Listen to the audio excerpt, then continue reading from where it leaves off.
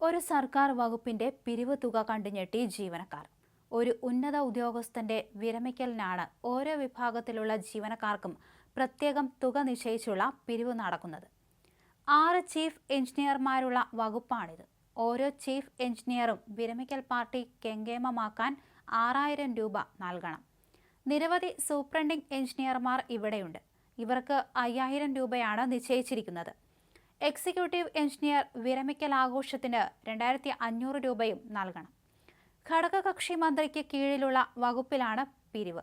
ഭാഗ്യത്തിന് മന്ത്രിയും വകുപ്പിന്റെ അഡീഷണൽ ചീഫ് സെക്രട്ടറിയും നൽകേണ്ട തുക നിശ്ചയിച്ചിട്ടില്ല എന്നത് മാത്രമാണ് മന്ത്രിക്ക് ആശ്വാസമാകുന്നത്.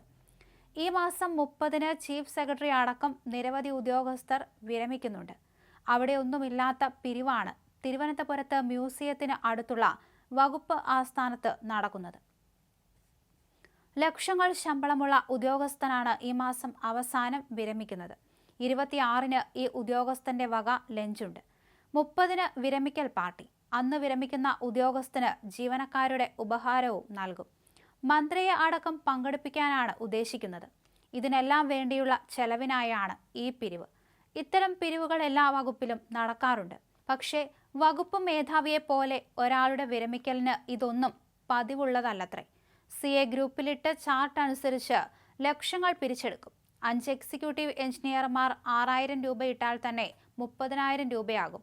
അസിസ്റ്റന്റ് എഞ്ചിനീയർ ഗ്രേഡിലുള്ളവർ 1000 രൂപ നൽകണം. ഇതുവരെയുള്ള ഉദ്യോഗസ്ഥർ നൽകുമ്പോൾ തന്നെ പിരിവ് ലക്ഷമാകും.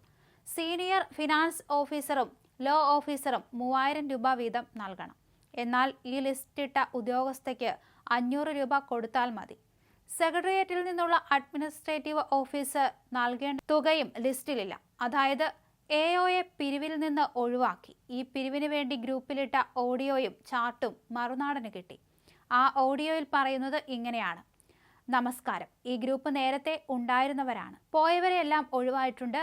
എല്ലാ സെക്ഷൻ ഹെഡുകളെ ഞാൻ വീണ്ടും ആഡ് ചെയ്തു. അവർ എല്ലാം അഡ്മിനുകളാണ്. ബാക്കി ജീവനക്കാരെ അഡ്മിനുകൾക്ക് ഗ്രൂപ്പിൽ ആഡ് ചെയ്യാം.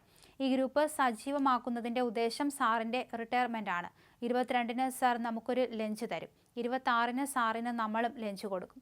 റിട്ടയർമെന്റ് ദിനമായ 30-ന് ക്ലബ് ഹാളിൽ ചായയും ഫോട്ടോ സെക്ഷനും യോഗവും അന്ന് ഗിഫ്റ്റും കൊടുക്കും. ഗിഫ്റ്റിനും ലഞ്ചിനുമായുള്ള കോൺട്രിബ്യൂഷൻ എല്ലാവരിൽ നിന്ന് പ്രതീക്ഷിക്കുന്നു. ലിസ്റ്റ് സെക്ഷൻ ഹെഡിന്റെ പേഴ്സണൽ ചാറ്റിൽ ഇടും. 22-ന് മുമ്പ് അത് ഏൽപ്പിച്ചാൽ മുമ്പോട്ട് പോകാം. 30-ന് എല്ലാ പീകോക്ക് ബ്ലൂ വിടണം എന്നൊരു സജഷൻ വന്നിട്ടുണ്ട്.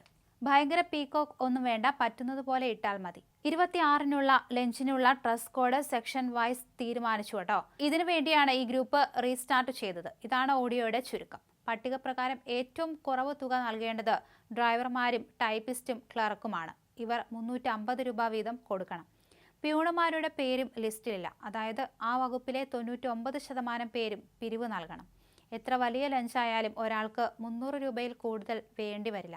പിന്നെ എന്തിനാണ് 6000-ഉം 5000-ഉം 3000-ഉം 2500-ഉം 1000-ഉമെല്ലാം പലരിൽ നിന്ന് പിരിക്കുന്നതെന്നാണ് ഉയരുന്ന ചോദ്യം. മാന്യമായ രീതിയിൽ എല്ലാം ചെയ്യാനായി തുച്ഛമായ തുകയെ വേണ്ടിവരൂ. പിരിവിൽ നിന്നെടുത്ത് വിരമിക്കുന്ന ഉദ്യോഗസ്ഥൻ ലഞ്ച് ചെലവ് നടത്തിയാലും പിന്നെയും ലക്ഷങ്ങൾ ബാക്കി വരും. ഈ സാഹചര്യത്തിലാണ് പിരിവിന് പിന്നിൽ പോക്കറ്റ് നിറയ്ക്കൽ എന്ന ഉദ്ദേശമുണ്ടോ എന്ന സംശയം ഉയരുന്നത്.